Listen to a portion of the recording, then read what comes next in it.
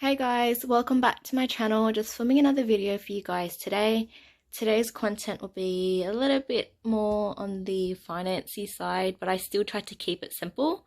So the topic is how to prepare for a recession. So before I go into the details, I just want to do a disclaimer. I'm not licensed to provide any financial advice. Everything I say is based on my own individual experiences only, and if you need financial advice, then please seek a professional who can actually assess your personal circumstances before giving you advice. Everything I say is just my opinion based on my own personal experiences only. So things that I would do. First of all, I would go through my bank statements and highlight non-essential purchases because you won't know how to cut back or where to cut back on your expenses if you don't know where you're actually spending your money. You may think that you know where you're spending all your money, but you won't remember every single dollar that you spend, guys. So I have clients that tell me they spend X amount per month on expenses, and then when I go through their statements, they're often spending 5 to 10 times more.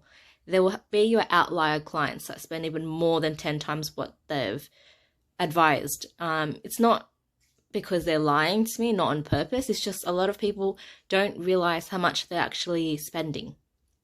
So even go through your grocery bill for the last maybe 3 to 6 months and highlight your non-essential purchases. So for me, I try to eat quite healthy, but when I go through my receipts, there's often maybe 6 to 8 purchases per month that weren't essential. A chocolate bar here, a packet of chips there. I mean, you don't need to scold yourself for purchasing those items, but if you're looking to cut back, if you're purchasing 10 of those items per month, you might want to set a little goal of maybe purchasing 5 per month instead of 10. So it's really good to be aware of what you're spending and where your funds are going. My second tip that I would do is pay down debts. So for example, you're probably getting 2% or less on interest on your savings account from the banks, whereas repayments on a car loan, that might be 5 to 10%. Repayments on a home loan, credit card debt can actually go up to 30% interest that you've got to pay back if you're late. So if you have the capacity to do so, chip away at your debts, make extra repayments for your debts if you can, because when interest rates go up, that means your repayments go up. And when your repayments go up, that ultimately leads to less funds in your pocket. So you will have less money to spend on food, recreation, savings, investment. Essentially, the end note is interest rates go up, your repayments go up, less money in your pocket. Number 3, just because you're renting, guys, doesn't mean that you can avoid this, because if interest rates are going up, your landlord's going to pass some of that down to you in terms of costs. So your rent will go up because the landlord can't bear the full cost of home loans going up, even maintenance for your property that you're living in. So rent will go up as well. So there's nothing you can really do about that aside from, I guess, hunting around for other properties.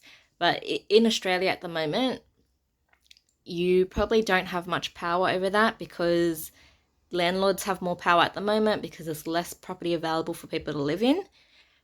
But things that are within your control are you cutting back on your other expenses or even making extra repayments on your debt. So credit cards, car loans, anything that has potential to charge you interest, chip away at that if you can.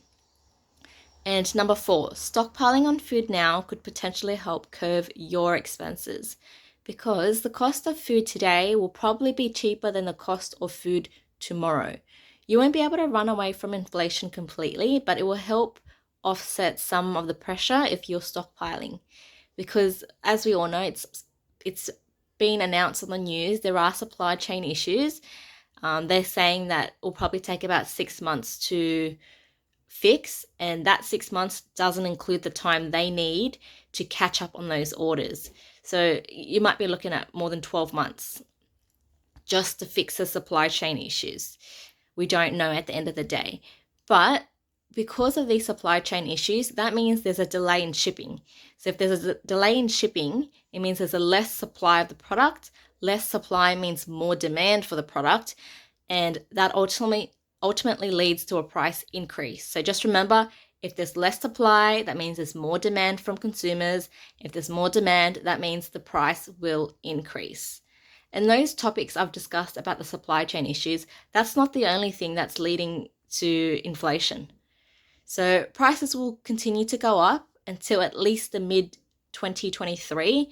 It might go longer, we don't know.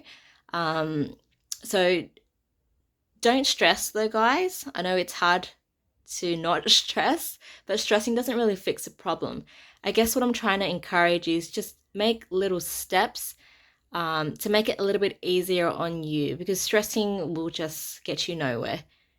Save where you can, pay off the debts where you can, and stockpile if you can. Hopefully this video was helpful for you guys. Please hit the thumbs up if you enjoyed it. Let me know in the comments what type of content you want to see. I'm happy to work on more videos around the finance space if you're interested. Just remember, everything that I say isn't financial advice. It's just my opinion based on my own personal experiences. Make sure you guys subscribe. I usually do post videos around grocery hauls, budget challenges. Every now and then I'll post content around this type of stuff as well, and even stockpiling. Thanks for watching, guys. I'll see you in my next video.